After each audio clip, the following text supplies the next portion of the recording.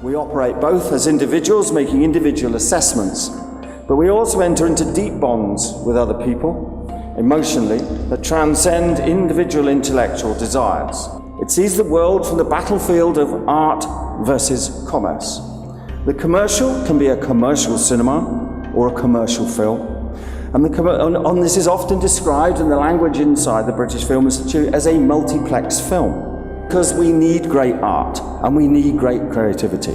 And we need this valued and admired and appreciated by the people in our spheres to enrich our society, and we need that to challenge our perceptions of the world. European goals. The goal of the audience development activities is to help European artists and cultural professionals and their works reach as many people as possible across Europe and extend access to cultural works to underrepresented groups. Now, you would think there's nothing wrong with that, and it's sort of okay, isn't it? Well, this is a passivity of intent, that the audience is there to be reached and to have access. I think, or I want to be stimulated, I want to be excited, I want to experience something wonderful, moving, and exhilarating. And this, sadly, is a top-down approach to the audience. And when we talk to the audience and how we bring them into our creative thinking. So I'm calling this the audience in the mind. Here I'm trying to articulate a different approach to the audience, one that is much more dynamic and integrated in thinking. This person is in my mind, and it's in our minds, and I make this person a real, emotional, feeling, thinking, consuming person. I might even find real ones and talk to them more. I'm saying that audience development needs to be put at the real centre of organisations and individuals, and that the audience in the mind concept is an attempt to create a mindset that brings the consumer to life in the process. I don't think audiences want reach and access.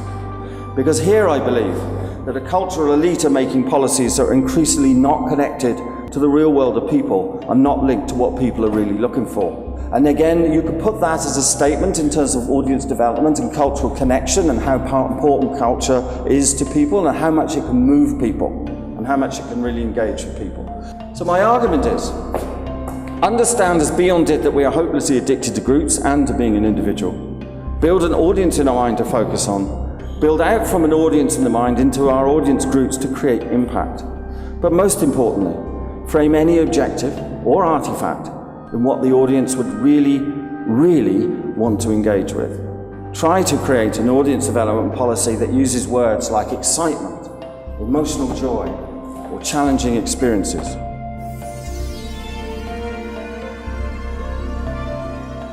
All of us here behind this round table are faced with different challenges as a consequence of changing social and economical circumstances. Today, where culture is very well embedded in every pore of our lives, and it has its significant influence on our lives. On one hand, we can see these influences that can be actually kind of measured on the economy, on the social inclusion. But in essence, there is this intrinsic value. Our Kino Balloon program is considered to be a wonderful example of audience development program. But I don't see it as an audience development program. I see it as a film educational program for children. We would like to do a quality program that children would enjoy, that their adults would find meaningful, being teachers or families. I think both sectors are very important. Making them excited is very important to make as many children as possible enjoying art. I think we have to have a creative team that enjoys art as well. You need public funding. I truly believe in it. There was a group of people passionate about contemporary music and 20th century music, and we wanted to share that passion. Doing it, we started organizing concerts. And as we were really a small organization, we didn't have anything. We didn't have a big name with us on board. We didn't have a space. We didn't have anything. But actually we turned all these disadvantages into our advantage. So as you mentioned, that we organize our performances at unusual spaces. This was because we didn't have our own space, and therefore we were searching for interesting spaces where the owners would be open to what we did, and therefore we became in a way cool, and we started attracting people also because of the unusual spaces. What we ultimately do, and we all do, I think, in this room, we actually deliver experiences, because this is why people are coming to our events. We put together a program so that it is a holistic experience. We don't know the names on program, we just trust you. As to engaging audiences, of course, this is one of the important things to make them closer to contemporary music. Therefore, we work with volunteers. We actually found out that having professional ushers is fine, but having volunteer ushers is even better. We started organizing a listening contest for audiences so that they are more motivated to listen to contemporary music, because we think that making the listening process more fun through the voting process and through the contest could be better than just tell them, okay, listen to contemporary music because it's good for you, as a lab for young composers. Listening all the time that number of the audiences for contemporary dance is decreasing, we were thinking how to create an access for the new audience. So we were trying to turn disadvantage to the advantage. It is very important to not only to present high quality dance production to the audience that has usually no access to it, but you have to be very well of the context. If you mention to somebody contemporary dance, they all go, "Whoa, what's this? This is something for people that are very well educated, live in big centers, and I don't understand this, and this is something very weird," and so on. Very challenging productions with, lots of blood, cavity search, and so on, that we were really afraid to present, got better responses from the audiences, that some of the programming that we were calculating that would maybe better fit our audiences. The feeling that audiences need, that they are encountering something extraordinary. But we also have to be honest to them that there's no easy way to succeed, and that that actually you can never succeed, that you have to work and work and work. Designed to be kind of audience development, not with the audience development in our mind, but with this project because it's the DNA of it. Now before 2 years, I started to work in Rijeka, in Museum of Modern and Contemporary Art. And it was really a very strange situation, because this space lost audience and energy and importance in local community and in national and regional art community. We start to change things through the partnerships or collaborations. We work with public money, and it's really important how you work with this public money. First, our goal was to include local cultural institutions. Results of our effort to pressure on the local decision makers. We are collaborating with the local, let's say, although they are not underground, but they are considered to be underground youth club MIC, and we attracted quite a lot of people from the hip-hop, hardcore music, underground scene to our festival, because they were our co-producers, and we involved many musicians into our efforts by helping us. This is one thing. Then we attracted also third age populations. You're addressing real people with names, faces, and so on. If you let yourself to speak to them and to let know their personal stories, and also let them speak to you, to tell you the stories. This helps a lot to reach them. It's not enough to try to make a high quality cultural event, but as I said, you need to listen to the local context, to the local stories, and to involve them. Striving to attract people and to promote certain music and so on is one of the key points for your fundraising also. Yes, of course. We succeeded in attracting large audiences, and I'm very proud that they are so varied. We have like very old people in the audience, but also young children in the audience, in the same audience. I think that curiosity is the main component. Event-based cinema is very crucial, not to think of the audience as audience of different generations, starting with parents with small babies and then parents with toddlers. They need babysitting to go to the cinema, and then a children's program, and then a program for youth and students, and discounts for them on special days, and then the active population.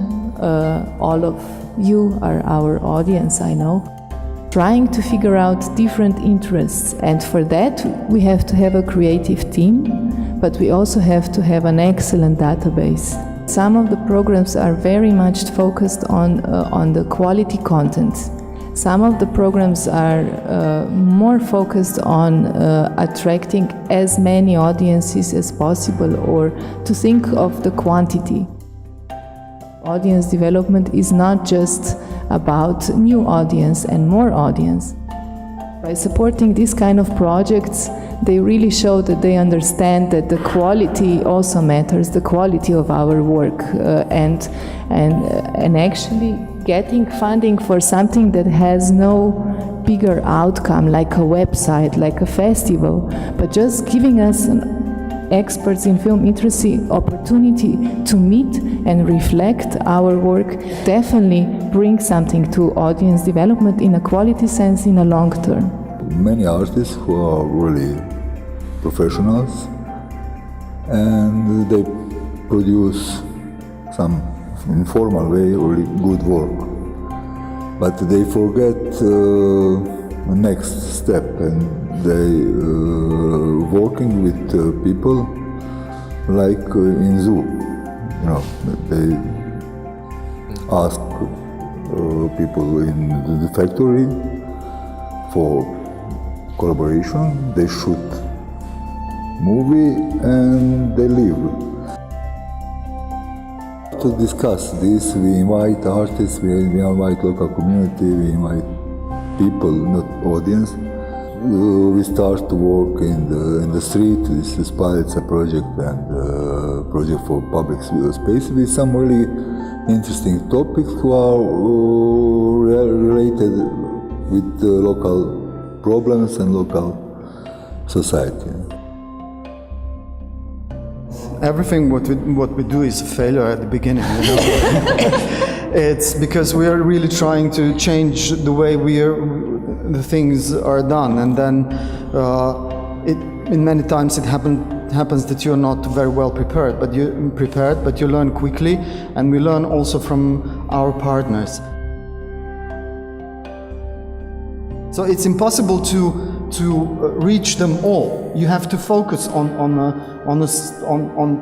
smaller groups. You know, the luxury to be able to actually have a failure is a very important part of the creative process. I mean, yeah, if you are afraid that you fail, you won't dare to do something very interesting. So, yeah. Art of being creative is also means that you have to experiment and innovate, and then you take a risk for failures, of course. A lot of our failures are the positive ones that bring new solutions. We communicate with our audiences on a constant basis. And we also ask people. We ask them to tell us what they think. This is our goal, so that the people feel safe, they feel welcome. He was first time in museum in her life, and she said to me, "Thank you, because it looks I miss something in my life, and it was this everyday communication and work."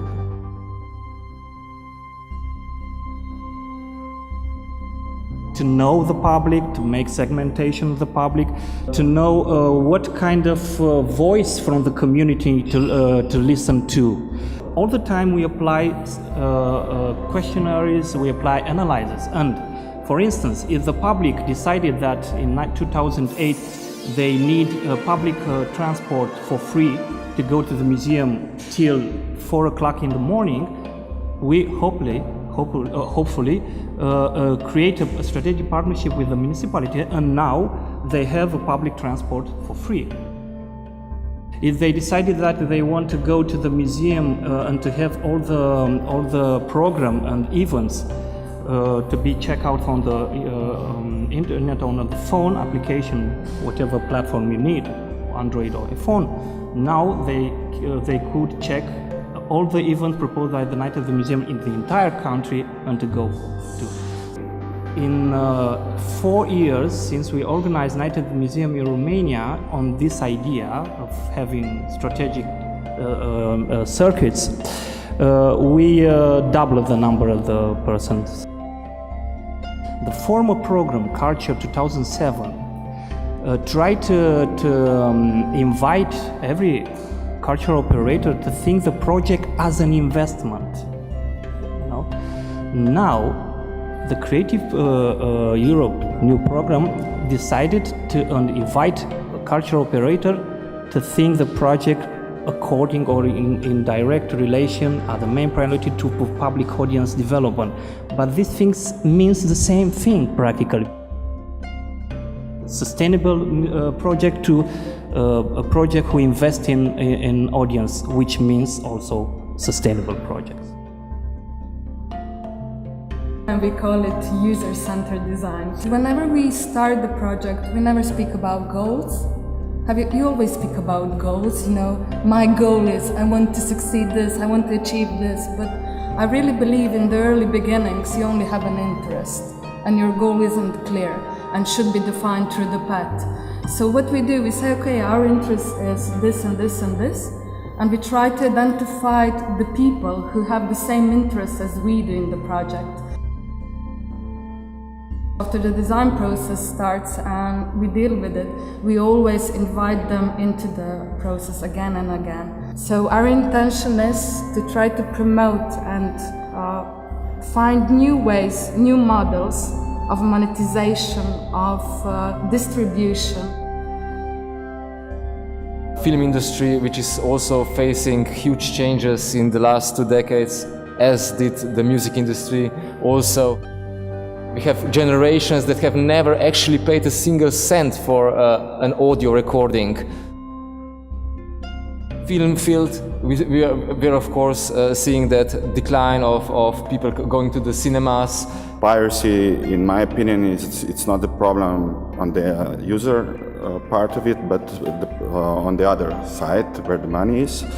Piracy is definitely a VOD, so when you hear about the movie, you can buy it or watch it or rent it. Video on demand. Video on demand, yeah, like Netflix, like, I don't know, iTunes. That's one of the main, I think, answers to the piracy. Social media is very important in finding the audience because it's crowdsourcing, when you have some ideas or when you have a focus group or target group to see, you can ask them what they think about it. So it's always, it needs to be a dialogue. This is also what we have learned with making all these crowdfunding campaigns, where you actually have to build trust with your audience. So they finance your project, give you money to start a project, but they have to believe you that you have competences and know-how and of course resources that you will actually do what you promise to do if you get funds. So trust is here the main thing, but trust can be built in this kind of crowdfunding campaigns only by, of course, this personal approach, by exposing yourself, talking about your competences of other people in the team and so on. But what about institutions? How are institutions building trust with audience? This moment museum have to go back to school. All the bumps of the technology of the information are fully sophisticated, more sophisticated than we realized. To have the courage to let the community express herself in the museum, in sense of that kind of notion which is ablative museum. It means let's work together with, not for community. Let's have co-creation in the museum. Let's work exhibition together with the museum, with the public. Because these things told something about their needs, about their way of thinking to the museum, to understand the learning styles, you know. So we've decided to create exhibition according the dominant learning style in that specific community. Important to coexist in all the levels of in the existence and development of the organization.